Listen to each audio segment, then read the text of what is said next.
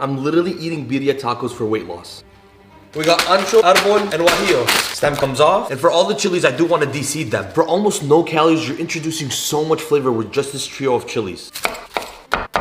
Tiny spray of avocado oil. Just let the onion dance. On all the vegetables and chilies, the size does not matter, just a quick rough chop. When the onions start to argue back, going with a handful of heartburn, trio of chilies gets introduced to the party. And to add a little depth of flavor, I like some tomato paste. When this starts to punch you in the nose, I got a bay leaf, a cinnamon stick, and some cloves. Going with the tomato. And I just want to cover this all with some water or stock. The best part about this recipe is how meal preppable it is. You can make a large batch of this, and because the chicken is sitting in that beautiful broth, it's not going to go bad for a couple days, and every time you want to reheat it, it's going to be fantastic. The slightly cooled mixture goes into a blender that can handle the heat. For this, we're going to add some thyme, a whole lot of black pepper, oregano, or use fresh marjoram if you have some, a tiny bit of cumin. We finish with some coriander and a very generous amount of salt because we have yet to add any. Time to blend.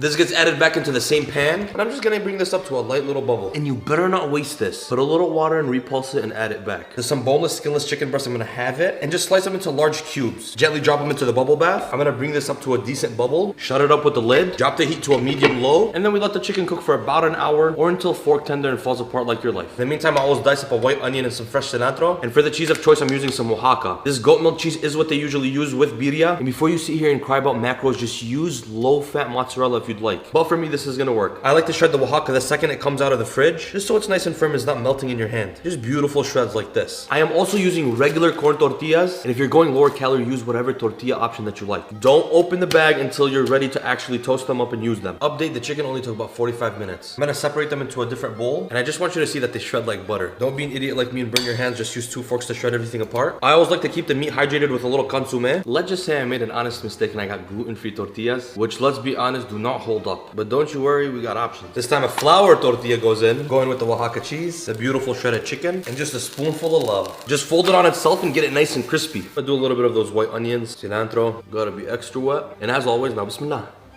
Control the tortilla and the cheese, and you have an award-winning low-calorie taco recipe. And I recommend you to save this and use it again. It's even good on a flip-flop. I'm telling you, this recipe is an absolute banger.